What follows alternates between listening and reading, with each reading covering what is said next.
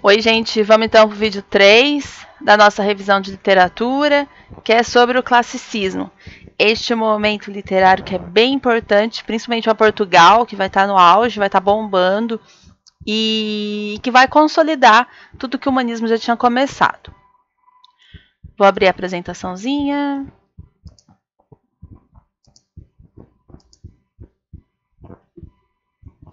Pronto.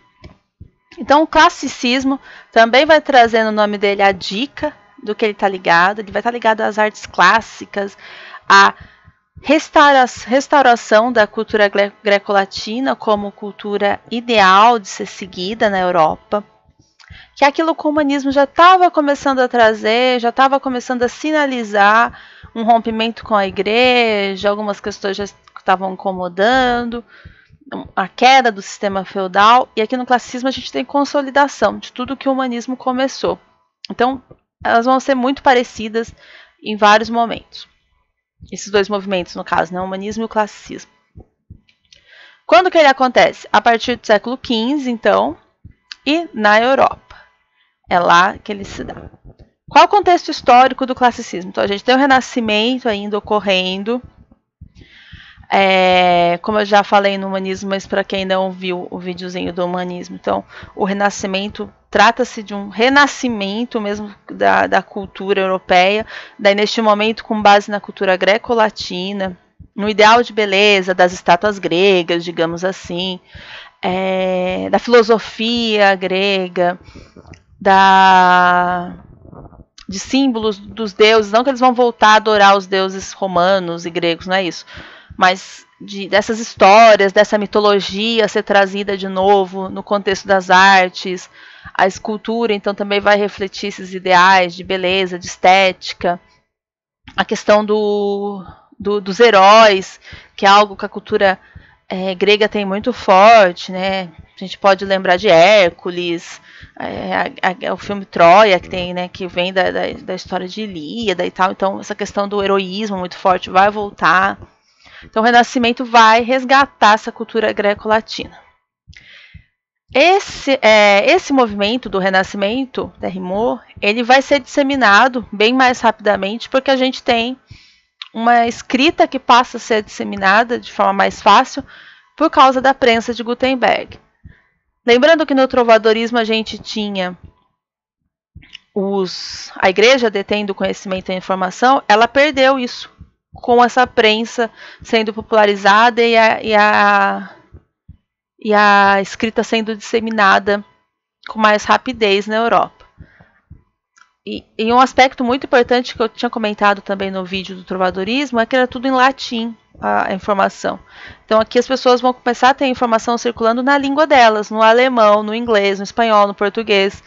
Então isso vai facilitar também o acesso ao conhecimento e ao conhecimento ligado ao Renascimento, que era o movimento que estava vigorando na época.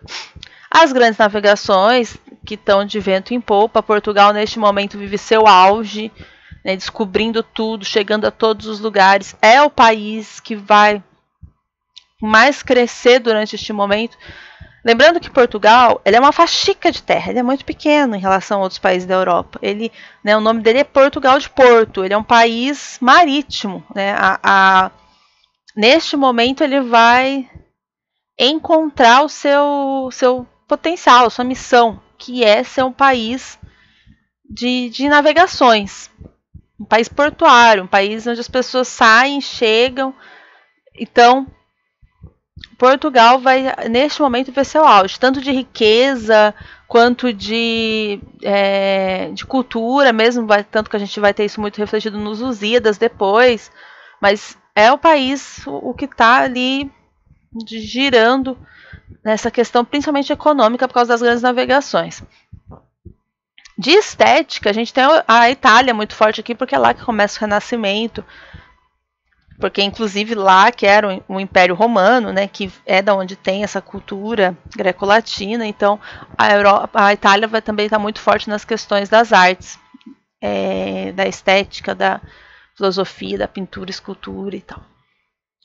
O sistema feudal, então, está falindo, como eu já comentei com vocês, o dinheiro, a burguesia estão ascendendo, então aquele sistema de servir a um senhor da terra e de trocar bens que eu planto com outras pessoas, ele vai decair de vez. A gente tem um movimento muito importante acontecendo aqui, que é a Reforma Protestante, que vai ser um rompimento com a Igreja Católica, onde vão surgir novas religiões cristãs diferentes da católica.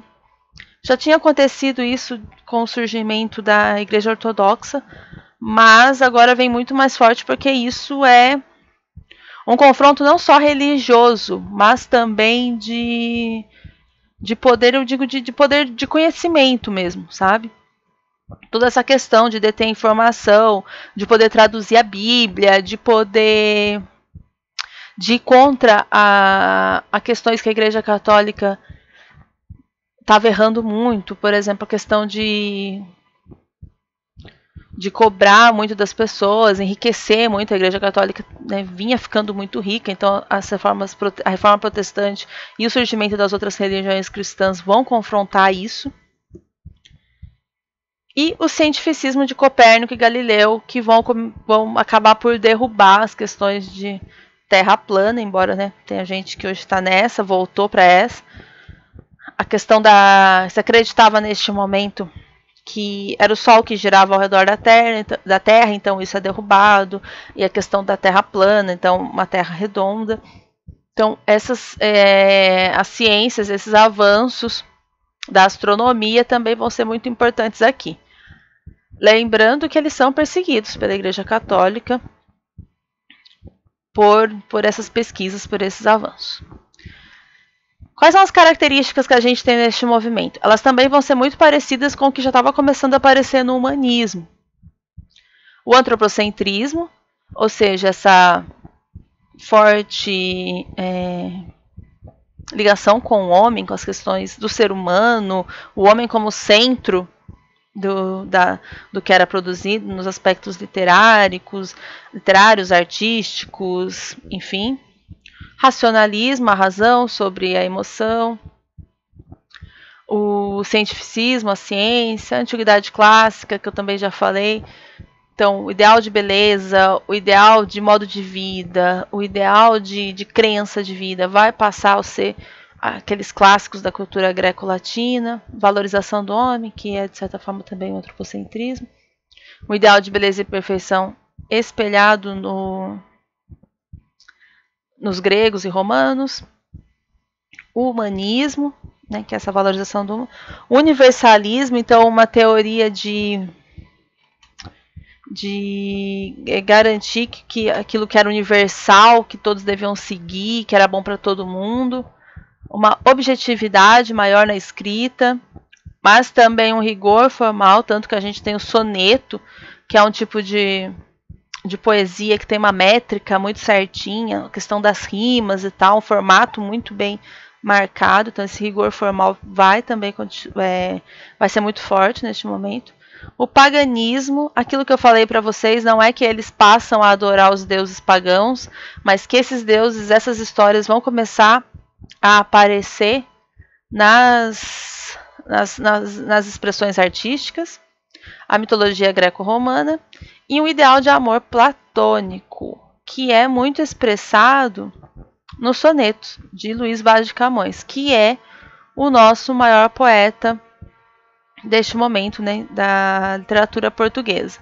Assim, e uns o colocam como o maior poeta português. Há algumas disputas internas, mas ele é um nome hoje muito, muito importante, porque a obra dele mesmo é incrível. Ele consegue trabalhar muito bem com as palavras, porque ele tem esse rigor formal que tem que estar presente nos sonetos, na poesia, mas ele tem uma linguagem que pensa, gente, são poemas que foram escritos por volta de 1600 e hoje a gente consegue ler, aproveitar, são ainda muito citados, muito bonitos. Então ele trabalhava muito bem a língua, mesmo preso a uma estética, a um rigor formal.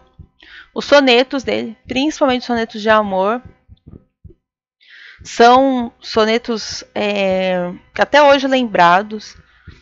Ele teve uma história de vida muito muito difícil, perdeu um olho, então foi alguém e viajou muito. Então ele tem uma história de vida conturbada e isso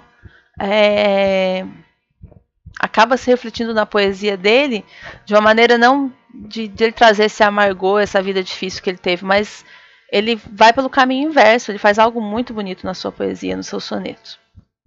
E a obra magna dele, a obra mais importante, que é os Lusíadas. Os Lusíadas seria uma referência aos portugueses, aos lusos, né, que é um poema de exaltação a Portugal. Um poema enorme, um épico. Né, os portugueses são os heróis que estão se lançando aos mares para descobrirem novos mundos. E durante toda a trajetória, né, ele fala dessa questão das grandes navegações, da expansão marítima portuguesa, e também traz algumas coisas. Ele meio que prevê que depois Portugal vai se perder numa soberba, vai começar a se achar muito e vai acabar caindo em declínio. Porque é isso exatamente que acaba acontecendo com Portugal. Como ele vai investir em todas as suas fichas na expansão marítima, a hora que ela perde força, ele não tem mais muito o que fazer e vai ficar dependente, de certa forma, só do Brasil, que vai ser sua colônia. Então, e já não passa a ser mais o país rico que ele achou, com muito poder, que ele achou que seria na Europa. Então ele conta toda a trajetória de Vasco da Gama para chegar às Índias e com muito, como é que eu posso dizer? Explorando os mitos greco-latinos, então vão ter as deusas, né, os deuses, as deusas que vão estar interferindo nessa jornada.